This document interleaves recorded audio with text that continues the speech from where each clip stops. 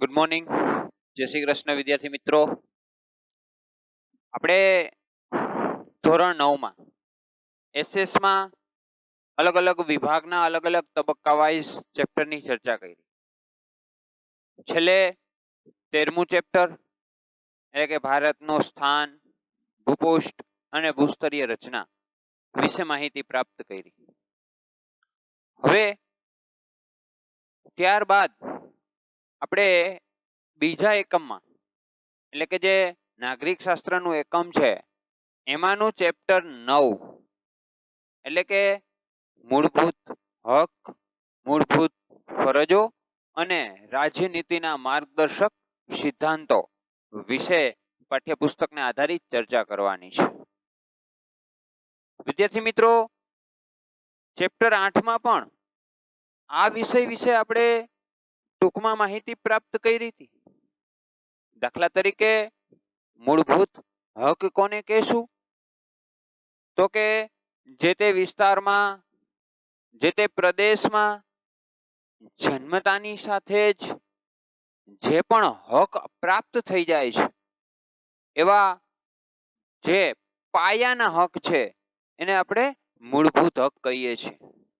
ત્યારબાદ મૂળભૂત ફરજ વિશે પણ ચર્ચા કરેલી કે ભાઈ પાઠ્યપુસ્તકના બીજા પેજ ઉપર આપણી જે મૂળભૂત ફરજો છે એના વિશે માહિતી આપી છે કે ભાઈ રાષ્ટ્ર તરફથી એક વ્યક્તિના વિકાસ માટે જે હક આપવામાં આવે છે તો પછી નાગરિકની પણ કંઈક ફરજ હોવી જોઈએ રાષ્ટ્ર પ્રત્યેની. તો એવી ફરજો વિશે પણ આપણે ચર્ચા કરી હતી કે ભાઈ 51 ક આપણા ભારતના બંધારણમાં કલમ નંબર 51 ક માંથી એ ફરજો જે છે એને લેવામાં આવી છે. ત્યાર પછી ત્રીજો ટોપિક આવશે રાજ્યનીતિના માર્ગદર્શક સિદ્ધાંતો. એના વિશે પણ આપણે એ સમયે મિત્રો ટૂંકમાં વાત થઈ હતી કે આ એક એવા સિદ્ધાંતો છે કે જે બંધારણ છે એ માત્ર સલાહ સ્વરૂપે રજૂ કરે છે.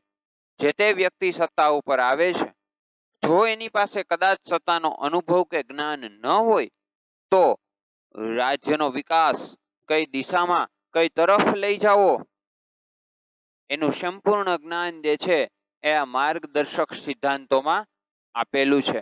પણ આ સિદ્ધાંતો માત્ર ને માત્ર માર્ગદર્શક છે, સલાહ ક્ષેત્રે આપેલા છે, એટલે એ સિદ્ધાંતોને લેવા જ એવું જરૂરી હોતું નથી.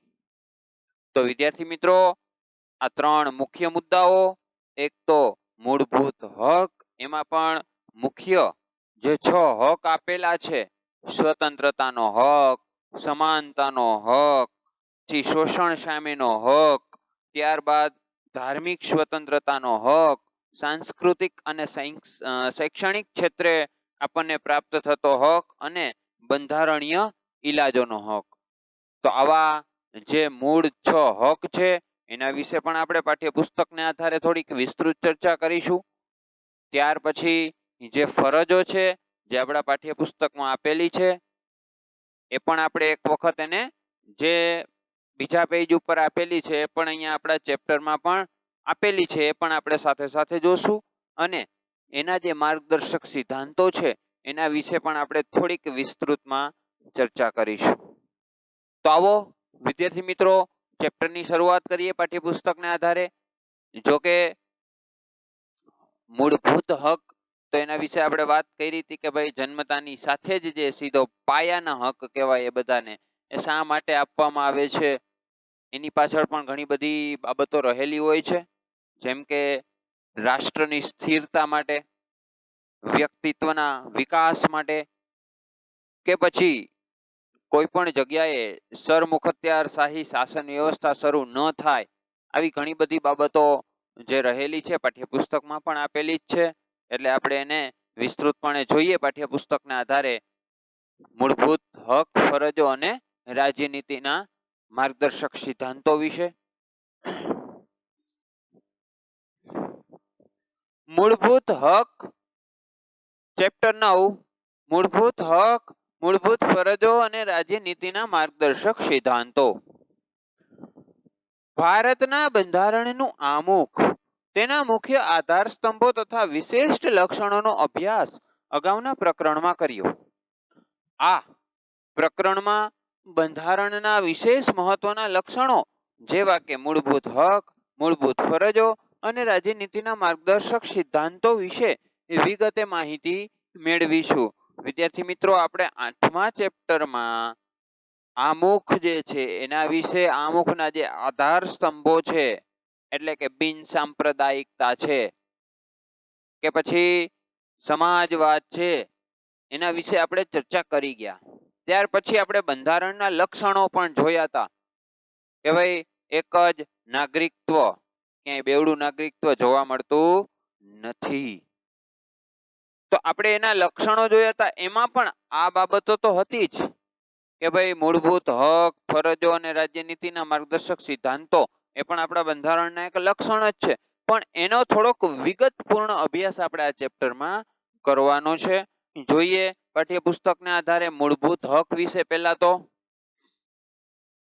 માનવ હક અથવા તો માનવ અધિકાર. પેલા હકની વાત કરીએ તો કે આપણા અધિકારોની જો આપણે વાત કરીએ તો એના વિશે અહીંયા થોડીક બાબતો રજૂ થઈ છે કે ભાઈ હ્યુમન રાઇટ્સ, જેને ઇંગ્લિશમાં આપણે હ્યુમન રાઇટ્સ તરીકે ઓળખીએ છીએ, જે પાયાના હક તરીકે ઓળખાય છે. શા માટે? તો કે વ્યક્તિત્વના વિકાસ માટે, રાષ્ટ્રની સ્થિરતા માટે. જોઈએ અહીંયા પાઠ્યપુસ્તક આધારિત. વ્યક્તિ માત્રના અસ્તિત્વ અને તેના વ્યક્તિત્વના સર્વતોમુખી વિકાસ સાધવામાં મદદરૂપ એવી સામાજિક પરિસ્થિતિનું નિર્માણ થવું અને તે ચાલુ રહે તે અત્યંત આવશ્યક છે. એટલે કે કોઈ પણ વ્યક્તિ જે છે એનું અસ્તિત્વ, એ પોતાનો જે પ્રભાવ છે એ લોકો વચ્ચે, સમૂહ વચ્ચે બતાવી શકે. એ પોતાનો વિકાસ, એ પણ કેવો વિકાસ? સર્વતોમુખી, બધી જ તરફનો. સર્વતોમુખીનો અર્થ શું થાય? બધી જ દિશાઓમાં પોતે વિકાસ કરી શકે એવો જે વિકાસ છે, અથવા તો એ ચાલુ રહે એ માટે થઈ અને અમુક હક જે છે એ આપવામાં આવે છે. એને સામાન્ય રીતે માનવ હક કહેવાય છે. એવા જે હક આપવામાં આવે એને શું કહેવાય છે? માનવ હક. દરેક લોકશાહી દેશમાં તેના નાગરિકને કેટલાક પાયાના હક આપવામાં આવ્યા છે. દરેક લોકશાહી દેશમાં. જોકે અન્ય વ્યવસ્થાઓ જે છે, સામ્યવાદી શાસન વ્યવસ્થાઓ છે, ત્યાં પણ અમુક પ્રકારના હક જે છે એ જોવા મળે છે. પણ લોકશાહી દેશમાં મોટે ભાગે બંધારણ એટલે કે જે નિયમો લખાયેલા હોય છે, લોકશાહી દેશમાં મોટે ભાગે અમુક પ્રકારના હક જે છે એ આપવામાં આવેલા હોય છે. એ બધા હકો વ્યક્તિ કોઈ પણ જાતના ભેદભાવ વિના ભોગવી શકે એ માટે હકોના રક્ષણની ખાતરી આપવામાં આવી હોય છે. જે પણ હક છે એ પ્રાપ્ત થયો છે, એ કોઈ પણ પ્રકારના ભેદભાવ વિના એને ભોગવી શકે એવી એક વ્યવસ્થા કરવામાં આવી હોય છે, અથવા તો એના રક્ષણની ખાતરી આપવામાં આવેલી હોય છે. જેમ કે આપણે તે જે હક આપેલા છે એ બધા જ આપણા બંધારણમાં સમાવવામાં આવ્યા છે. એટલે લોકશાહી દેશોના જે બંધારણમાં મોટા ભાગના જે હક આપવામાં આવેલા છે એને સ્વીકારવામાં આવેલા હોય છે, અથવા તો એની રક્ષણની ખાતરી આપવામાં આવેલી હોય છે. જોઈએ આગળ. એ બધા હકો વ્યક્તિ કોઈ પણ જાતના ભેદભાવ વિના ભોગવી શકે એ માટે એ હકોના રક્ષણની ખાતરી આપવામાં આવી હોય છે અને સમાજ અને રાષ્ટ્ર દ્વારા તેનો સ્વીકાર કરવામાં આવ્યો હોય છે. વ્યક્તિનો મનુષ્ય તરીકેનો જન્મ થતાની સાથે જ તે કેટલાક પાયાના હકોનો હકદાર બને છે, તેને માનવ હક કહેવામાં આવે છે. એટલે કે વ્યક્તિનો જન્મ થાય અને જન્મતાની સાથે જ કેટલાક જે પાયાના હક છે એ સીધા જ પ્રાપ્ત થઈ જાય તો એને આપણે મૂળભૂત હક કે પાયાના હક તરીકે કે માનવ હક તરીકે ઓળખીએ છીએ. હા, સમય જતાની સાથે જેમ જેમ સમય જતો જાય એમ જે હક પ્રાપ્ત થતા જાય છે તો એને આપણે પાયાના હક કહેશું નહીં. દાખલા તરીકે 18 વર્ષની ઉંમર થાય એટલે સાર્વત્રિક પુખ્ત વય મતાધિકાર, એટલે કે પુખ્ત વયના થાય પછી મત આપવાનો અધિકાર મળે, તો એને આપણે મૂળભૂત હકમાં સમાવતા નથી. કારણ તો કે એ હક જે છે એ જન્મતાની સાથે જ પ્રાપ્ત થતો નથી.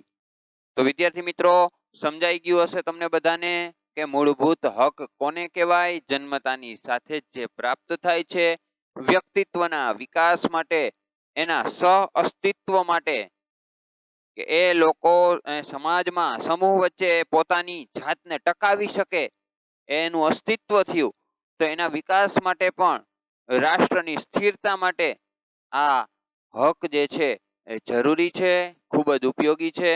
જોઈએ આગળ એના વિશે વિસ્તૃત માહિતી આપણે. સંયુક્ત રાષ્ટ્રની મહાસભાએ એટલે કે યુએન 10 ડિસેમ્બર 1948 ના રોજ માનવ અધિકારો જાહેર કર્યા. તેથી 10મી ડિસેમ્બરને માનવ હક દિન તરીકે આપણે ઉજવીએ છીએ. વિદ્યાર્થી મિત્રો ખૂબ જ ઇમ્પોર્ટન્સ છે. એક વાક્યમાં ખાલી જગ્યામાં વારંવાર આ પ્રશ્ન પૂછાય છે.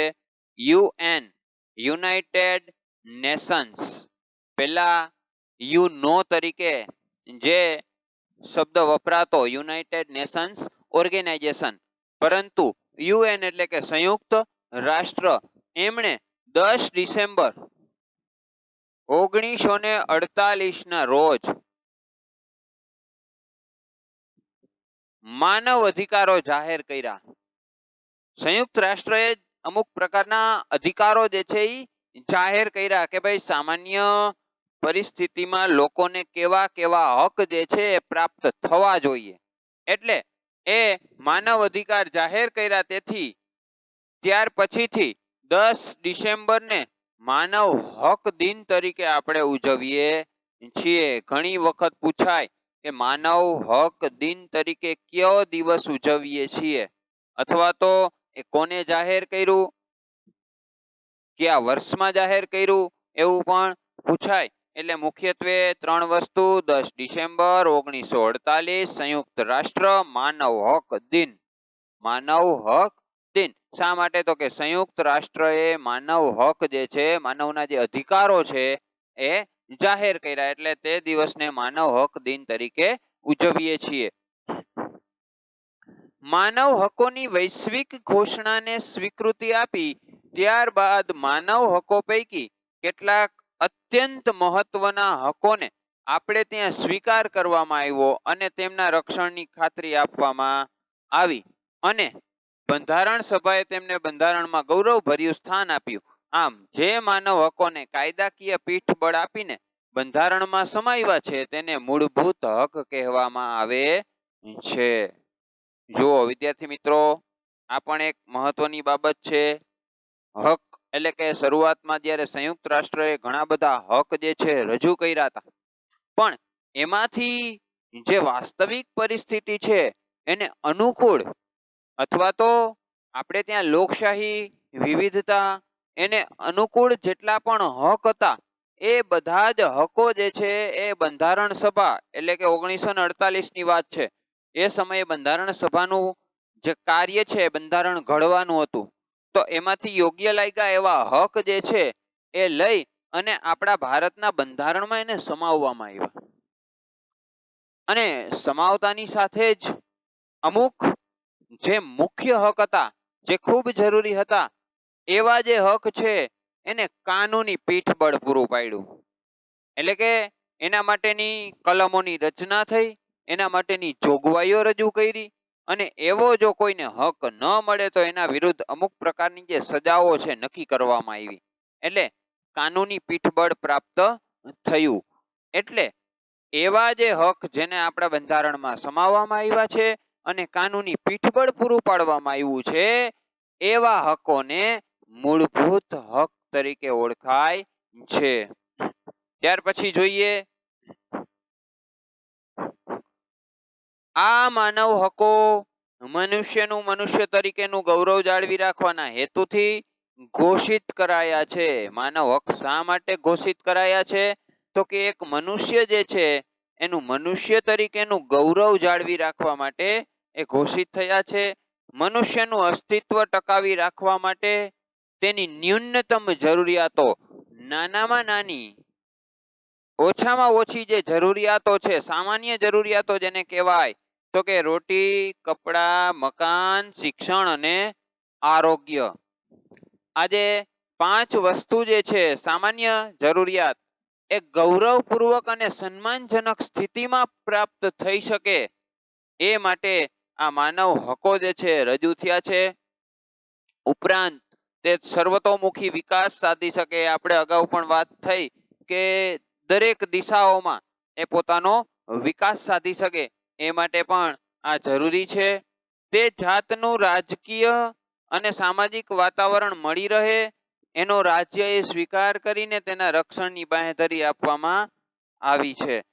એટલે અમુક એની જરૂરિયાતો પૂર્ણ થઈ શકે અને એને અમુક પ્રકારના સામાજિક અને રાજકીય વાતાવરણ જે છે એ અહીંયા ને અહીંયા પ્રાપ્ત થઈ શકે એ માટે થઈ અને અહીંયા આપણા જે મૂળભૂત હક છે એનો સ્વીકાર કરી અને એના રક્ષણની બાંહેધરી પણ આપવામાં આવી છે. આવા પાયાના મૂળભૂત માનવ અધિકારો એ લોકશાહી શાસન પ્રથાની પાયાની ઓળખ છે. આવા જે પાયાના મૂળભૂત જે હક છે એમ કહી શકાય કે ભારતની જે લોકશાહી વ્યવસ્થા છે એના પાયાની કે શાસન પ્રથાની પાયાની જે ઓળખ છે એવું આપણે કહી શકીએ. તો વિદ્યાર્થી મિત્રો, આ વાત થઈ માનવ હકો કે માનવ અધિકાર વિશે. હવે કેવા કેવા પ્રકારના હકો આપણે ત્યાં આપવામાં આવ્યા છે એના વિશે પણ થોડીક વિસ્તૃતમાં આપણે ચોક્કસ ચર્ચા કરીએ. તો જોઈએ આગળ પહેલું મૂળભૂત હક, ફંડામેન્ટલ રાઇટ્સ.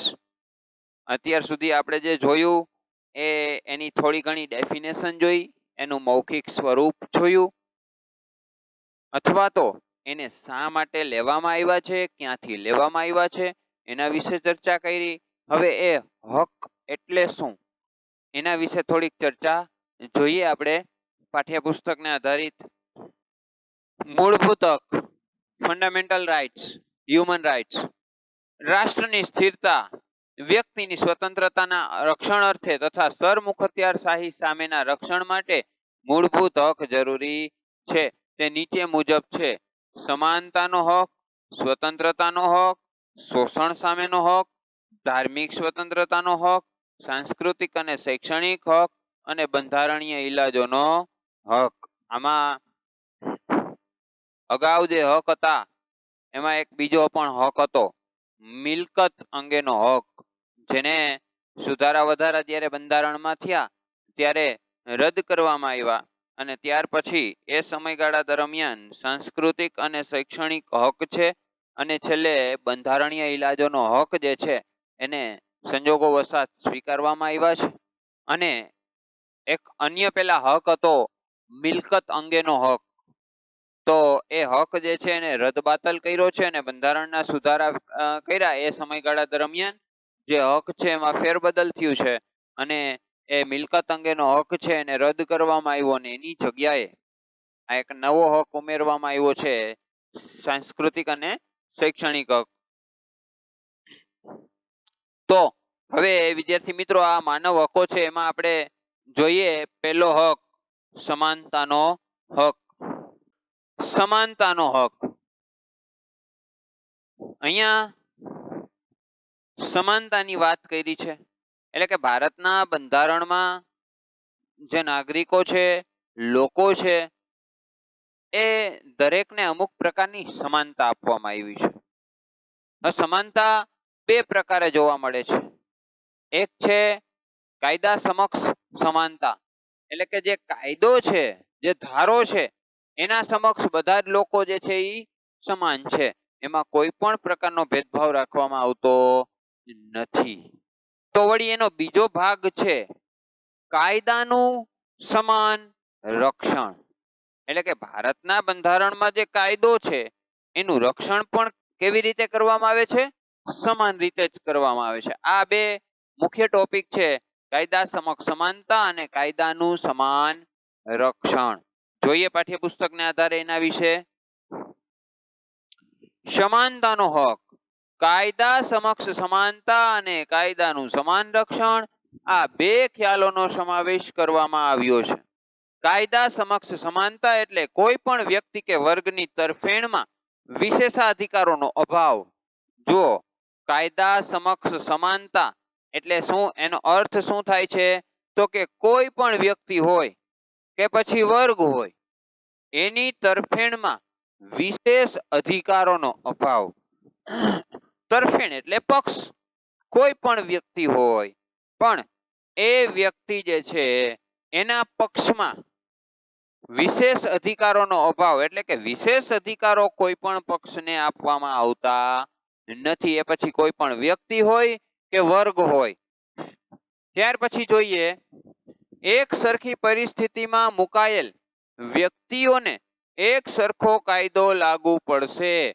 કોઈ પણ એક જ પરિસ્થિતિ હોય એમાં મુકાયેલ વ્યક્તિને બંનેને એક જ કાયદો લાગુ પડશે. દાખલા તરીકે કોઈ બે વ્યક્તિ છે, ચોરી કરે છે, ચોરી કરતા એ પકડાઈ જાય છે, ગુનેગાર છે, તો એક જ સરખી પરિસ્થિતિ જોવા મળી છે તો જે તે પરિસ્થિતિમાં બંનેને એક જ સરખી કલમ જે છે એ લાગે છે અને એક જ પ્રકારની સજા જે છે એ થાય છે કે જોવા મળે છે.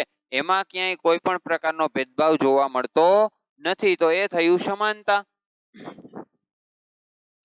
આ હક મુજબ વ્યક્તિઓ વચ્ચે એટલે કે કોઈ પણ વ્યક્તિ હોય એના વચ્ચે જ્ઞાતિ, જાતિ, લિંગ, જન્મસ્થાન, આવક કે શિક્ષણના કારણોસર ભેદભાવ રાખવામાં આવશે નહીં. જે પણ ગુનો કર્યો છે, કાયદાનું સમક્ષ સમાનતા એટલે કે કાયદો જે છે એના સમક્ષ આ બધા જ સમાન છે.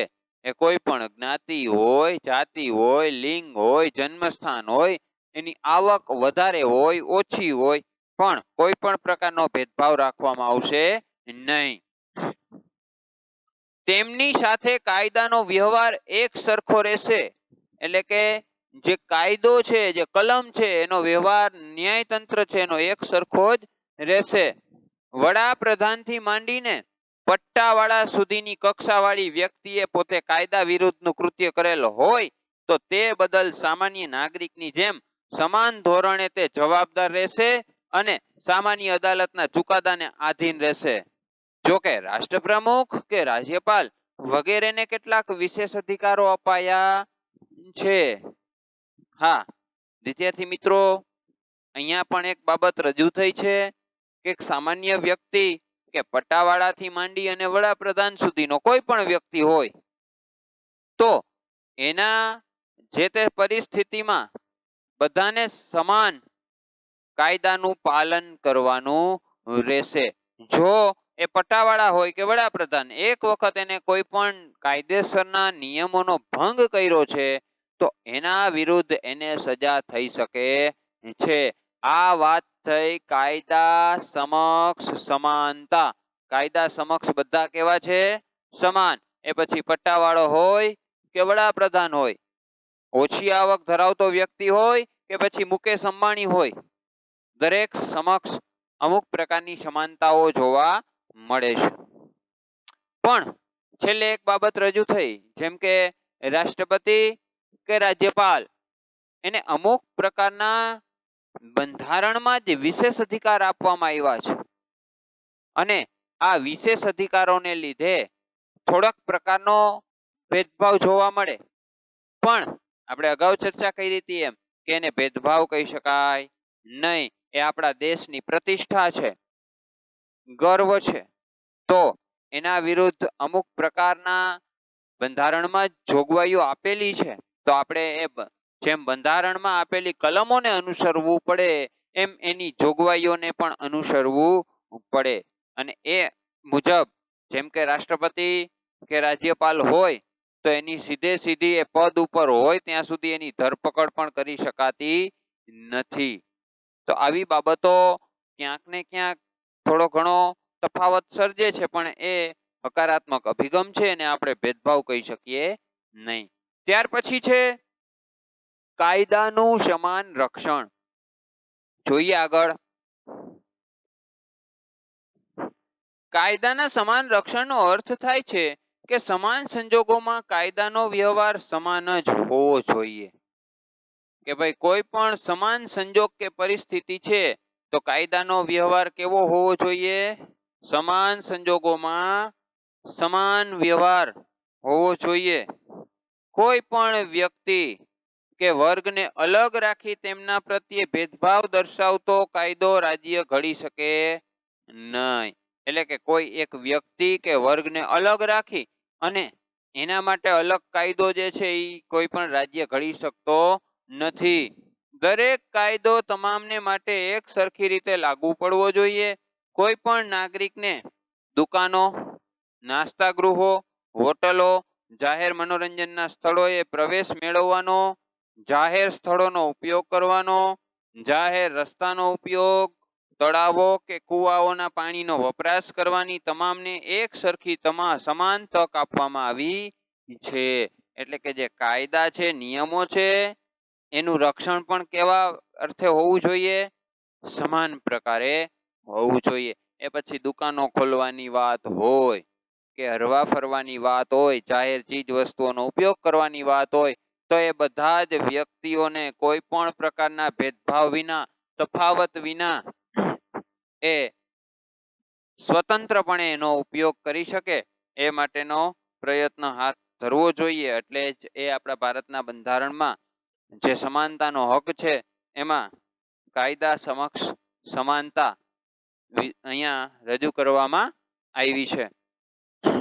તો આ વાત થઈ કાયદાના સમાન રક્ષણની.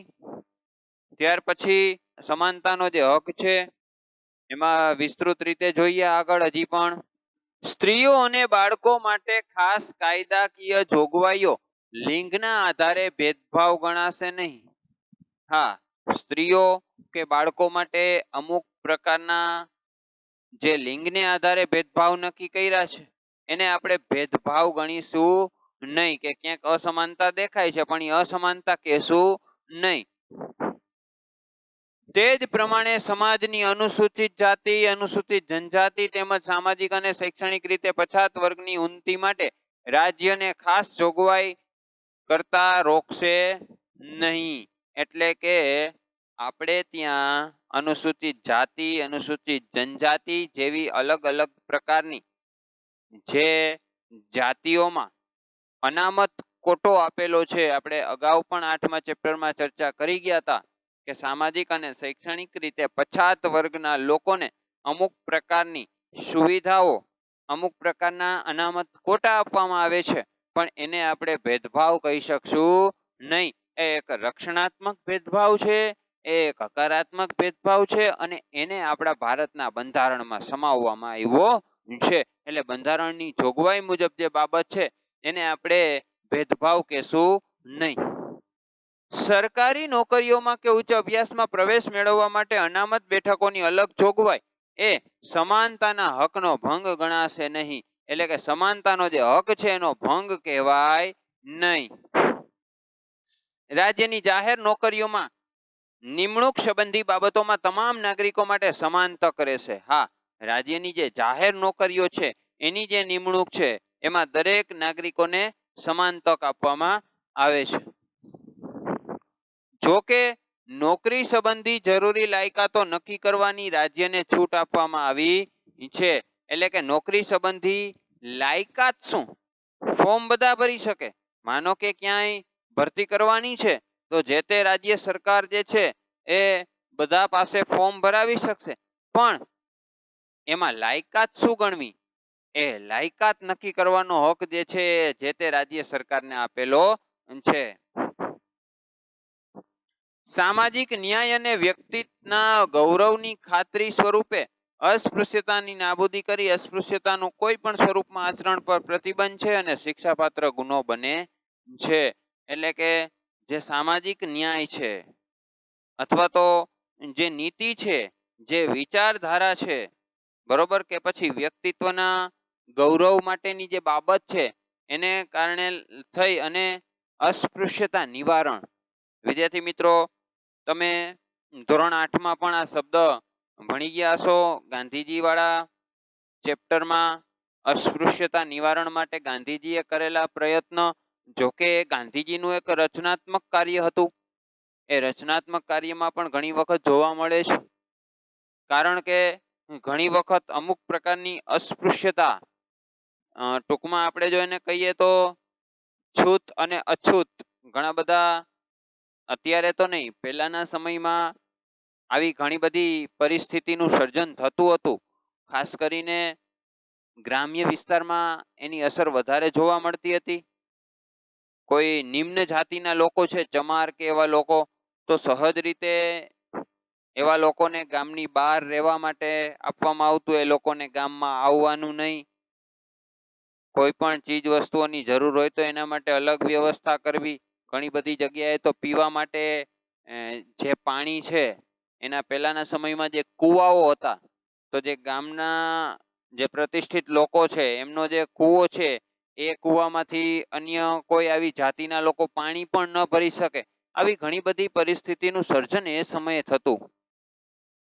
તો આવી પરિસ્થિતિમાંથી બહાર નીકળવા માટે ભારતની બંધારણ સભાએ પણ એ સમયે સ્વીકાર્યું છે. ગાંધીજીના પણ આ એક વિચારો હતા અસ્પૃશ્યતા નિવારણના. અને અહીંયા પણ એ જ વાત કરી છે કે અસ્પૃશ્યતા નિવારણ માટે અમુક પ્રકારના જે નિયમો છે એ અહીંયા રજૂ કરવામાં આવ્યા છે અને એને નાબૂદ થાય એ માટેના પ્રયત્નો. અને છતાં પણ જો કોઈ પણ જગ્યાએ એવું આચરણ થાય તો એ આચરણ ઉપર પ્રતિબંધ છે અને શિક્ષાપાત્ર ગુનો પણ બને છે. ત્યાર પછી જોઈએ સમાજમાં કૃત્રિમ ભેદભાવો ઊભા કરતા ઇલકાબો, એટલે કે અમુક પ્રકારના કૃત્રિમ જે ભેદભાવ ઊભા કરે છે એવા ઇલકાબો. ઇલકાબો એટલે સાદી ભાષામાં કહીએ તો એવોર્ડ અને ખિતાબો દૂર કરવામાં આવ્યા છે. જેમ કે નામની આગળ સર, દિવાનજી, રાવ બહાદુર જેવા વિશેષણો લાગતા હતા તે દૂર થયા છે. સમાજમાં પહેલા આવી પરિસ્થિતિનું સર્જન થતું કે નામની આગળ આવા અમુક પ્રકારના શબ્દો જે છે એ લાગે. રાવ છે, રાવ બહાદુર છે, સર છે. તો આવા મોટા ભાગના સામાજિક પરિસ્થિતિમાં જે નિર્માણ થતું એને દૂર કરવામાં આવ્યું છે. સ્વતંત્રતા પછી જુદા જુદા ક્ષેત્રમાં તેમના વિશિષ્ટ પ્રદાન અને સિદ્ધિઓને ધરાવતી વ્યક્તિઓને બિરદાવવા માટે સરકાર દ્વારા ભારત રત્ન, પદ્મભૂષણ, પદ્મવિભૂષણ, પદ્મશ્રી જેવા વિશિષ્ટતા દર્શક એવોર્ડ આપવામાં આવે છે. લશ્કરી સેવાઓમાં પરમવીર ચક્ર અપાય છે. લશ્કરી સેવાઓમાં નામની આગળ general, major, chief marshal, field marshal જેવા વિશેષણો લાગે છે. તે સમાનતાના હકનો ભંગ ગણવામાં આવતો નથી. આમ આ હક થકી સમાનતાવાળા સમાજની સ્થાપનાનો ઉદ્દેશ્ય છે અને ભારતમાં કાયદાનું શાસન છે તે સ્થાપિત થાય છે. એટલે કે અમુક પેલા સામાજિક પરિસ્થિતિ હતી અને જે નામો લાગતા એને દૂર કરવામાં આવ્યા છે. પણ ભારત સરકાર દ્વારા જેને સિદ્ધિ પ્રાપ્ત કરી હોય, દેશને ગર્વ અપાવ્યું હોય, એવી પરિસ્થિતિમાં ભારત રત્ન, પદ્મભૂષણ, પદ્મવિભૂષણ, પદ્મશ્રી જેવા અમુક પ્રકારના જે એવોર્ડ આપવામાં આવે છે, તો વળી આપણી જે લશ્કરી વ્યવસ્થા છે, આર્મી છે, એમાં મેજર છે, ફિલ્ડ માર્શલ છે, જનરલ છે, એવા અમુક જે ઉપનામો આપવામાં આવે છે, તો એ ક્યાંય કાયદાનો ભંગ ગણાશે નહીં. એ ક્યાંય ભેદભાવ ગણવામાં આવતો નથી. એ તો જે તે વ્યક્તિ જે સિદ્ધિ પ્રાપ્ત કરે છે અને એને આધારે એના નામની આગળ જે આ ઉપનામ જે છે એ જોવા મળે છે. તો વિદ્યાર્થી મિત્રો, આ વાત થઈ સમાનતાની. જોઈએ હજી આગળ એના વિશે થોડુંક વિસ્તૃતમાં. અલગ પ્રકારના સમૂહો કે વર્ગો માટે તેમની અલગ વિશિષ્ટ સેવાઓના સંદર્ભમાં અલગ પ્રકારની કાયદાકીય જોગવાઈ હોઈ શકે છે. એટલે કે અલગ પ્રકાર છે, સહજ રીતે એની અલગ અલગ પ્રકારની જોગવાઈ હોઈ શકે.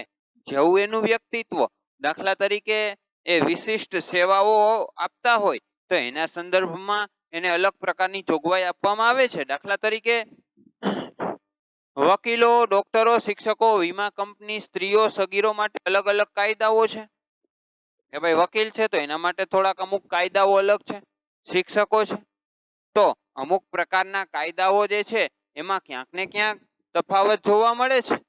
તો કે સમાન કામ માટે સમાન વેતનનો સિદ્ધાંત પણ આ અનુચ્છેદનો જ ભાગ છે. જે સમાન કામ કરે છે અને સમાન વેતન પ્રાપ્ત થાય એ પણ આ અનુચ્છેદનો જ, આર્ટિકલનો જ, આ હકનો જ એક ભાગ છે એમ આપણે ચોક્કસ કહી શકીએ. તો વિદ્યાર્થી મિત્રો, અલગ પ્રકારના જે સમૂહ છે, દાખલા તરીકે વકીલ, ડોક્ટર, શિક્ષક કે વીમા કંપની હોય કે સ્ત્રીઓ હોય કે બાળકો હોય, સગીરો, તો એમના માટે અલગ પ્રકારની જોગવાઈ કે અલગ કાયદા ઘડવામાં આવ્યા જ છે. તો એમાં આપણે એ કાયદામાં ભેદભાવ કે તફાવત આપણે કહી શકશું નહીં. તો વિદ્યાર્થી મિત્રો, આપણે અત્યાર સુધી એક તો મૂળભૂત હક, હ્યુમન રાઇટ્સ, માનવ હક વિશે વાત કરી. સંયુક્ત રાષ્ટ્રમાં 10 ડિસેમ્બર 1948ના રોજ એને જાહેર કરવામાં આવ્યા હતા. એ અધિકારોને એટલે એને માનવ અધિકાર દિન તરીકે પણ આપણે ઉજવીએ છીએ, માનવ હક દિન તરીકે પણ ઉજવીએ છીએ. અને ત્યાર પછી એ હકોની જરૂરિયાત શું છે એના વિશે આપણે માહિતી મેળવી અને એ હકોમાં માનવ હકો કેટલા છે, માનવ અધિકાર કેટલા છે આપણા ભારતના બંધારણમાં એ પણ જોયું. વ્યક્તિના વિકાસ માટે, રાષ્ટ્રની સ્થિરતા માટે, વ્યક્તિના સહઅસ્તિત્વ માટે એ હકો જરૂરી છે. અને એમાં પણ આપણે સમાનતા એટલે કે કેવા કેવા પ્રકારની આપણા ભારતના બંધારણમાં લોકોને સમાજમાં સમાનતા આપવામાં આવેલી છે એના વિશે ચર્ચા આપણે કરી ગયા. ત્યાર પછીનો હક જે છે એ સ્વતંત્રતાનો હક છે, એ આપણે નેક્સ્ટ લેક્ચરમાં જોશું. નમસ્કાર, અસ્તુ.